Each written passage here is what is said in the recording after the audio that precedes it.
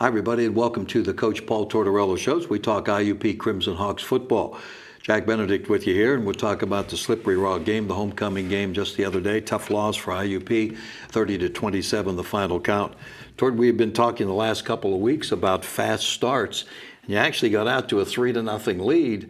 You know, at least you got some points on the board on that drive, but then things turned around in a hurry after that, didn't it? Well, you know, we had the ball down there on the 4-yard line, second and goal on the 4, and didn't score, so we had to kick the field goal, obviously. We also had another drive down inside. We had first and goal on the 3, I think, and we had to kick a field goal. So those were two opportunities we let go on offense. And then the other series is we had a bunch of 3-and-outs and turned the ball over. So offensively, we really struggled in the first half. And actually, before the break with the weather, even though we had given up 13 points on defense, we hadn't played that bad. We were putting in a lot of tough situations by you know, not only turnovers, but 3-and-outs. I think we had 3-and-outs, 3 series in a row in the first quarter and a little bit of the second quarter. And when we didn't score the touchdowns and had to settle for 2 field goals, it put us kind of in a catch-up mode. Yeah. And you know, with 37 seconds left and when the weather delay came, I thought, well, maybe, you know, with this long delay, maybe you'll come out and be, boy, they scored right away in a couple of, you know, couple of plays there. That had to hurt at that particular point. Oh, it definitely did. You know, we knew by what they had done all the way up to that point that they were going to throw the ball down the field deep. So it wasn't anything that we didn't expect. On both plays, the boundary corner didn't play the first one very well, and on a 50-50 ball, and then on the second play, the field corner just kind of had a brain lapse and got beat on a vertical in zone coverage. And it wasn't even 2 verticals where he has to midpoint, which he'd done earlier in the game, made a great interception. Anthony Davis did earlier in the game, but they didn't even run 2 verticals. They just ran a vertical outside, and he still didn't stay on top of it. And tried to recover, made a great recovery, but it was too late. It was a touchdown. The guy had it before, right when he got there. Yeah.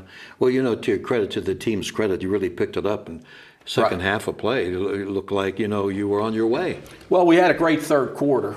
You know, we scored twice, tied the game up 20-20 going into the fourth quarter, and made 2 or 3 really big plays on offense, a big interception on defense. So we had things going the way we wanted into the fourth quarter, you know, regardless of the turnovers and the penalties and the missed opportunities, et cetera, et cetera, et cetera. We're going into the fourth quarter tied. You know, one of our big things is win the fourth quarter, and we haven't been able to do that the last 2 weeks. Mm-hmm. You know, one of the plays in there, of course, was when you went up 27-23. That throw by Lenny and that catch by Justice Evans was just a remarkable play that he made. Yeah, I mean, you had that play, then you had the scramble throw to Ricky Rogers in the third quarter, the little trick pass play we ran where Justice was wide open for the long touchdown pass. But the play you're talking about was great individual play by Lenny, just getting the throw off because he was getting hit as he threw it. I mean, as a matter of fact, he was almost down. His knee was almost down when he threw that ball. And a great job by Justice Evans going up and getting it and also being able to stay on his feet, break a tackle, and score the touchdown after. And, you know, now you're up 27-23 with 9 minutes to go in the game. You got to finish the game. Yeah. With Evans, of course, who was a wide-out / running back in high school and can do a little bit of everything. But it's got to be a pretty big load on him because you're down, you're depleted now at the running back spot with Bullock out. Right. He was a warrior. I mean, he was coming back. He was cramping. You know, he was sick on the sidelines. He kept coming back out, coming back in, getting to our coaches. I mean, he played a great game and, you know, was gassed, was banged up. Chris Temple went in there and gave him, you know, a blow here and there. But we couldn't ask anything more from Evans. I mean, he played outstanding. Yeah. You know, the time of possession sometimes can be deceiving, 37-23. Of course, you made some big plays, which doesn't account for the time factor and all. But that drive that they had, that 7-minute plus drive, that was the one that did you in. Yeah, and you know, we had a couple mistakes at the beginning of the drive on a quarterback scramble where he scrambled for 20 yards. Our guy that was supposed to be the edge contain player didn't contain, and that's where the ball came out. end up being a 20-yard run. And the running back's a good player, so they were chipping away at us with the running back. But then we had them 4th and 7, and they threw the dump pass. We got caught in a little bit of a personnel grouping thing on defense.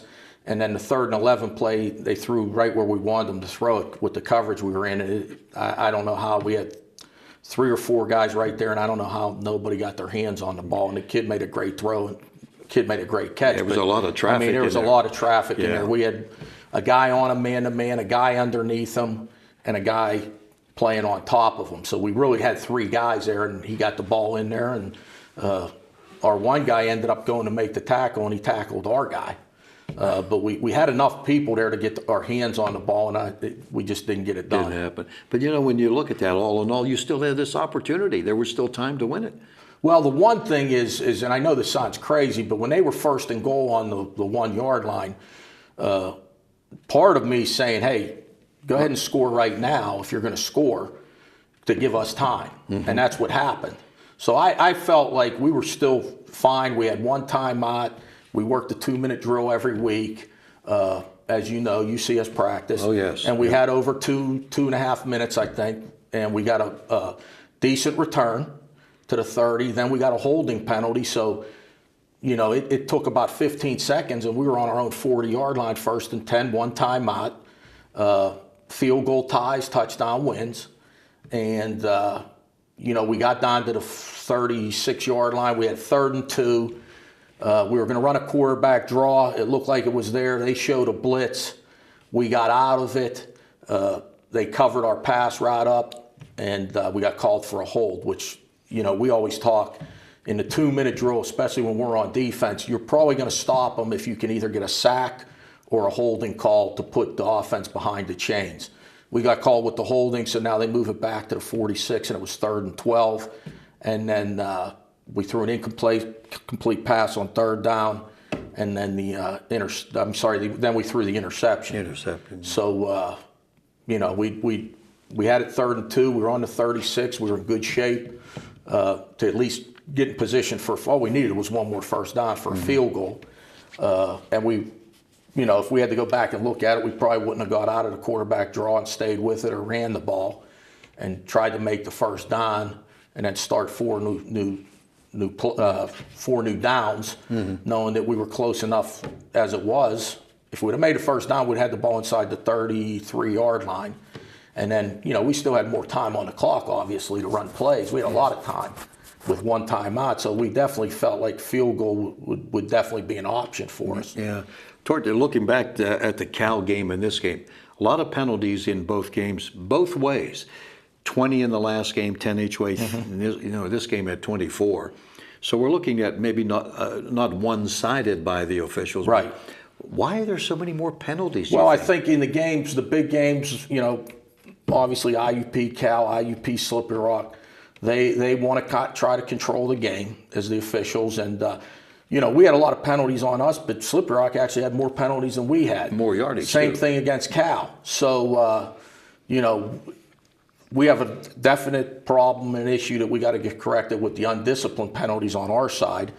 And, you can't talk about how the officials are calling the game. You can't complain about it because the other teams the last 2 weeks had more penalties than we had. Yeah. So we got to get that cleaned up. Being undisciplined is really leads to losing games. Yeah. Well, you got to be frustrated and disappointed from the standpoint you haven't been able to run the ball the way you'd like to and have in the past, or stop the run.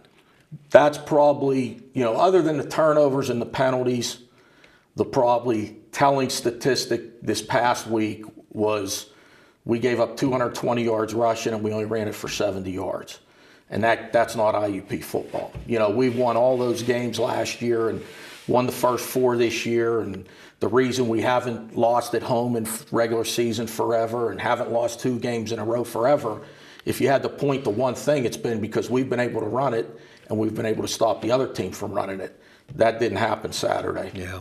Okay, Clarion's next up. It's a noon kickoff. They lost to Cal after they had won 4 in a row. They've kind of they kind of get rejuvenated at the beginning of the year, and then they hit, I don't want to say the big boys, but the tougher schedule for them. What do you see? They gave Cal a battle, I guess, for a while last week.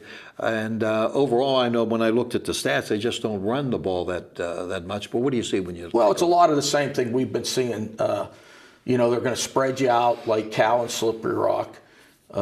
If you defend the pass and put more guys, worrying about the pass, they will run it. Like McGriff had, I think, a little over 100 yards because they were throwing the ball early, and Cal, was kind of giving them the run. And then they had to switch up because they were running the ball on them. So it's very similar in that the last two offenses we faced have been spread formations, a lot of wideouts in the game, one running back in the shotgun. They want to throw it, but like I said, defensively, if you game plan to stop the throw in the past, then they will run it on you. You know what I've noticed in the past, if I remember correctly, Clarion likes to blitz a lot. They've done that a lot. Do they still do that? Yeah, they're going to load it up. I mean, you looked at last year's game. They loaded up. They like the blitz. They challenge you to run the ball on them because they're going to put a lot of guys in there to run it on them. They will press their corners up like Slippery Rock and make you throw the ball one-on-one against press coverage. So, it'll be a tough test. We didn't play very well last year against them offensively, especially in the second half. They take some chances with run blitzes and, blitzing when you're in the pass game also. But if they're going good, they make it tough to move the ball on them. Yeah. Well, I think we're all a little bit down, but the fact of the matter is I've used Colin McAllister's quote here. I think he had told, we win as a team, we lose as a team. We've all heard this before, too. But this team does seem to have a lot of unity, though. Well, yeah. I mean, if you could pick out one reason we lost the last two games, you could pick out 30. Offense, defense. We got 2 penalties in the kicking game last week on kickoff return on Saturday that hurt us. Bad field position, too many 3-and-outs on offense, not stopping them on third down on defense, giving up too many yards on defense. And, and really I got to do a better job. We've won a lot of games here in the last year and a half, but we've lost 2 in a row. So, I obviously got to be better. Well, it's funny because when teams are winning and they look really, say, boy, everything looks so good. When they're losing, all of a sudden everything looks so bad. So there's a happy medium in there somewhere. And I think what you said too, and we know in game after game, week after week, next game up, hey, that's gone. Here we go again. Sure. And I think the thing that our guys have to understand is even though we have not played very well, you got to give the other team credit too the last 2 weeks. But, a big part of what we do is win in the fourth quarter. And, down at Cal, we're on the 5-yard line with 5 minutes to go, losing by 6. We're ready to take the lead. We don't get it done.